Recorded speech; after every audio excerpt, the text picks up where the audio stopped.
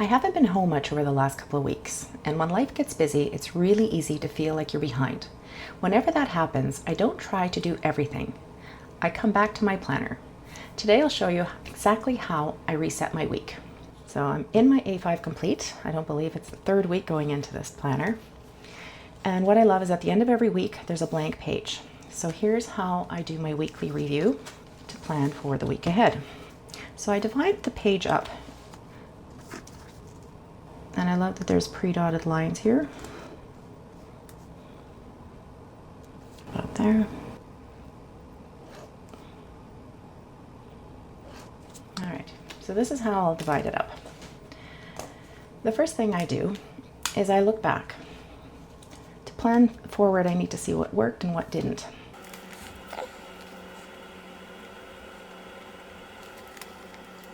The first thing I do is I look at what went well.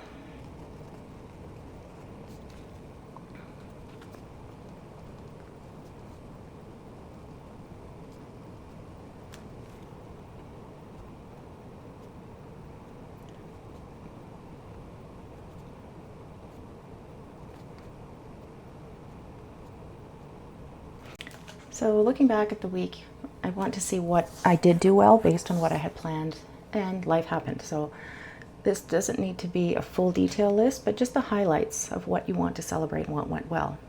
Next, we look at what still needs attention. So that's now planning ahead.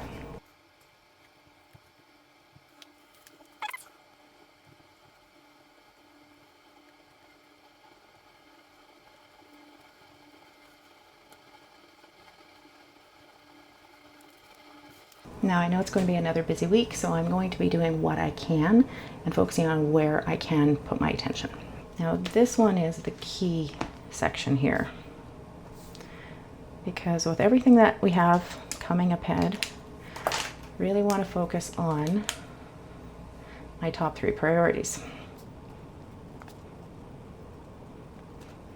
So what is this for you? It might be work-related, well-being, creation, or it could be things around the home, could be health, could be business.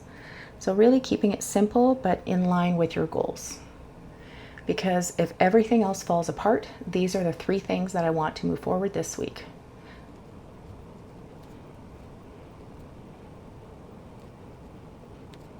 With how busy the last few weeks have been, health has to come up to make sure that I can keep moving forward. And what I'll put in the bottom half of the page here is everything else that's floating around in my head. So I've learned that my brain is really terrible at holding everything. It's much better at solving problems once everything is on paper. I like using different colors. It's not necessary.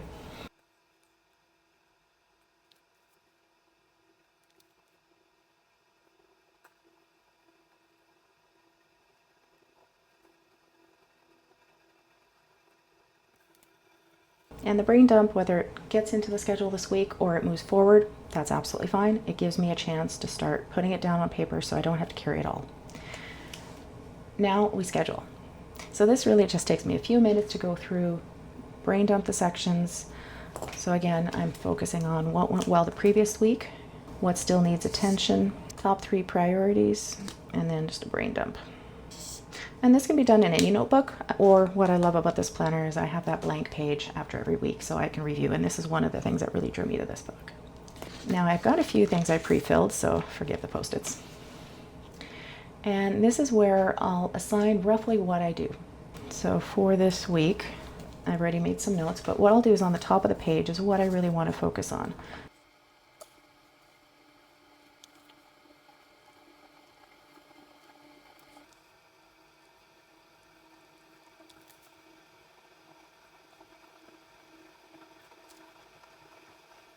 So on the top of the page, I'll put 2 or 3 priorities for that day. I'll fill more in as I go, but just to give you an idea, I'll block off some times for different events. If you've been feeling behind lately, you're probably not behind. You probably just need a reset, and that's what this planner helps me do. I don't try to plan my perfect week. I'm not trying to do everything. I'm trying to decide what matters most. So a planner doesn't remove stress. It helps me decide where to put my energy. And this is a quick way to do my weekly review and plan ahead and fill in as I go. Thanks for watching, and I'll see you in the next video.